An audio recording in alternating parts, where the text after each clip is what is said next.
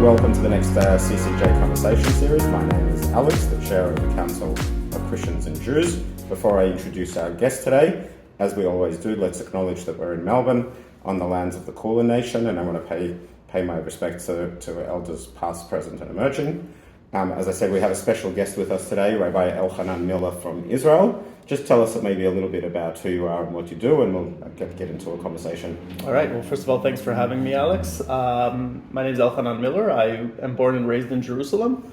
I teach at two institutions in Jerusalem, learning centers, one called Pardes, which is a higher institution for American university graduates, and the other is the Hartman Institute, where I teach post-high school Israelis and Americans.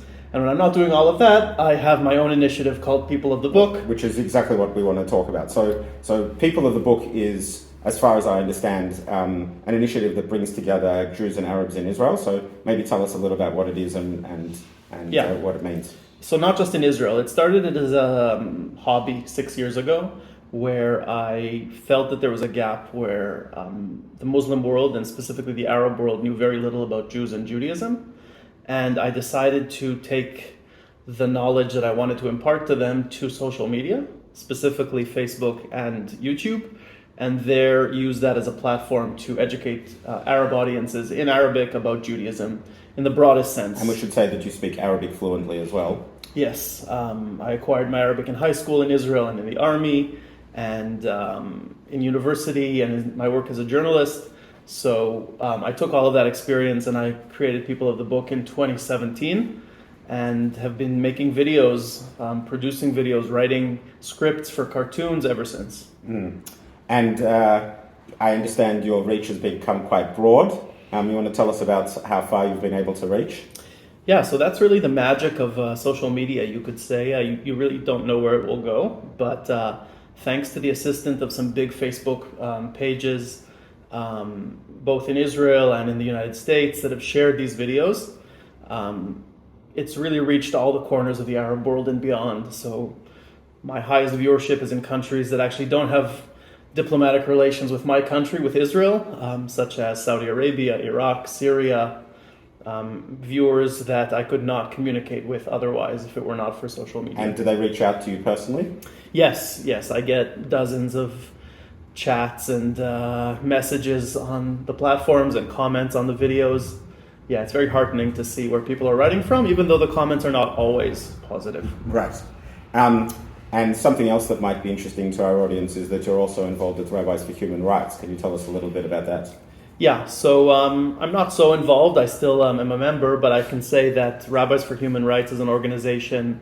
It's a really unique organization of rabbis from all denominations that believe in human rights, primarily for Palestinians in the context of the conflict, but also within Israel. The organization also deals with issues of housing, poverty, hunger, things like that. But the work I was more engaged with had to do with defending the human rights of Palestinians in the West Bank. And so obviously your passion project, I guess it might be right to say, is to bring people together for a mutual understanding, which is exactly the kind of thing that we're involved in. So maybe just to finish off, this isn't going to be very long, just to finish off, can you tell us a little bit about why that's so much at the heart of what you do and why you think that's such an important thing to do? Yeah, I mean, I think from the very first time I started learning Arabic at age 13, I realized how close Arabic and Hebrew are as languages. And very soon after that, in high school, I had to memorize and study Quran in my religious boys' high school, my Jewish high school in Jerusalem. Mm-hmm. So religion and faith and language always went hand in hand in my upbringing. And I just wanted to take it to the next level. I think language and faith have a huge ability to bring people closer. It's been overlooked and neglected in the peace process between Israelis and Palestinians, unfortunately. But I think now more and more people are realizing how crucial faith and religion are.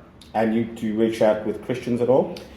Very few actively, but my videos, of course, reach very large audiences of Christians who are Arabic-speaking Christians from Syria, from Iraq, from Egypt. All these countries have large Christian populations, many of them expats as well, outside. And yes, I get many, many questions and comments from Christians as well. So thank you, Rabbi Elhanan. Thank you for speaking with me. Thank you for being here in Melbourne. I don't know how you fit it all in. I can imagine you're incredibly busy with your rabbinic work, with the videos you make, with the teaching. So thank you for giving us the time and for this opportunity, and continued success in all that you do. Thank you. Thanks for the work you do here in Melbourne. Thank you. Thank you, everyone.